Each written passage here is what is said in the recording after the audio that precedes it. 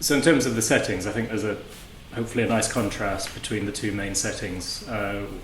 One being Venice, and I guess roughly 2/3 of the book is set in Venice in the 1930s, 40s, and just at the start of the 1950s. And I found when I first went to Venice on honeymoon, and then when I went back after that on various occasions, the atmosphere of the place just seeps into you. And what I've tried to do in terms of the scenes that take place in the part of the book that takes place in Venice is really get across the atmosphere of what it's like to be in Venice. And I think Venice almost helps you as in any role, but as a writer in that sense, because I remember the first feeling I had when I stepped off the train at Venice Station and then crossed the bridge into the old part of town it was like going back in time. So in a sense, it's almost like you're experiencing it as it used to be, even though it's in the modern day. And I think that really helps as you're trying to absorb the atmosphere to then recreate it in the scenes in the book. So in terms of the contrast between the different settings, so Venice is very much around...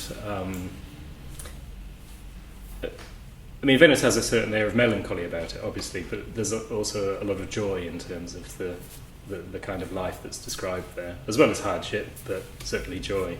And then the contrast with the prisoner of war camp, where the Italians end up, is obviously very extreme.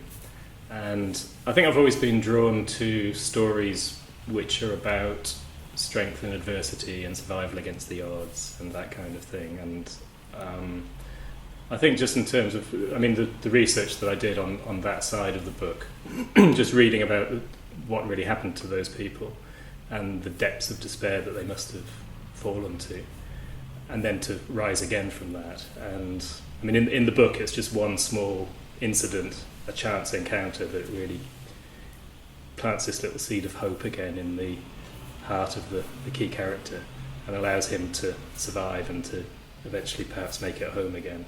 I think having that contrast between the joy of his home life and where he's ended up as a result of the war, and really being put there as a result of